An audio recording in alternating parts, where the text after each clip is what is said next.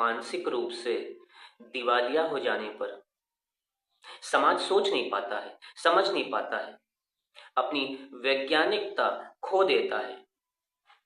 आजकल ये बातें बहुत चलती हैं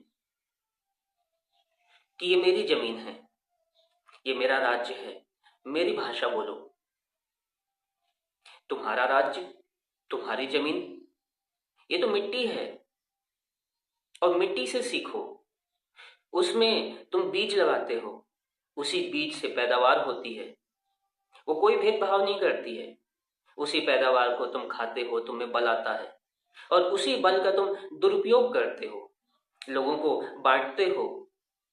हवा तुमको देती है, लेकिन वो पूछती नहीं है कि तुम कौन हो। पानी और अन्य संसाधन प्रकृति के, जिसका दोहन करके तुम व्यवसाय करते हो, धंधा करते हो, उसमें नई नई चीजें विकसित करते हो। कुदरत नहीं पूछती है, कहती है लो इसका सदुपयोग करो, इससे सीखो। तुम्हारा अपना शरीर 70% तो तरल पदार्थ है और बाकी मांसपेशियां, हड्डियां तो सब कुदरत का ही तो है। और उसने जब तुमसे कभी प्रश्न नहीं किया तो सीखो उससे। उसमें इतनी करुणा है कि तुमको इतना सब दे रही है। तुम्हारे राज्य में कोई व्यक्ति आता है तो उससे पहले पूछो तुमको कोई समस्या तो नहीं है, तुमको खाने को है, तुमको पीने को है, तुमको रहने को है, कोई तुमको परेशान तो नहीं करता।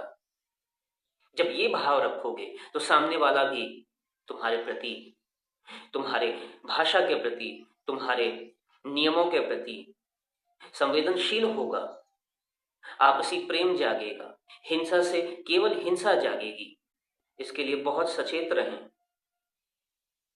केवल प्रेम ही एकमात्र साधन है जो हर इंसान ढूंढता है, चाहता है। प्रेम से ऊंचा कुछ नहीं होता है। इसको साधें, इसको समझें, भटके नहीं, उलझे नहीं। कुछ लोग आके कहते हैं आपका समाज कौन सा, आपकी जाति कौन सी। तो एक तो अहंकार जागता है, छाती चौड़ी करके बता दूं अरे मैं तो इस जाति का हूं, इस समाज का हूं, तो लोगों का आदर मिलेगा, सम्मान मिलेगा, प्रतिष्ठा मिलेगी और गौरव महसूस होगा। अरे और जो मुझसे नीचे हैं वो बेचारे हाथ जोड़ लेंगे। फिर ये भी सोचता हूं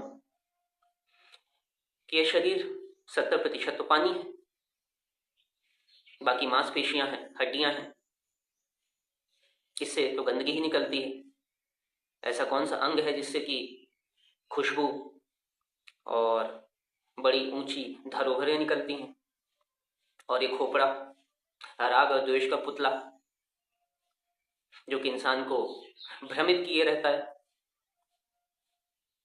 तो बड़ी दुविधा हो जाती है कि किसकी जाति, किसका समाज। शरीर की कोई जाति नहीं है, खोपड़े की कोई जाति समाज नहीं है। कहाँ उलझे हो? सच्चाई को जानो, नहीं तो जितने अंधकार में रहोगे उतना अंधकार बढ़ता ही जाएगा।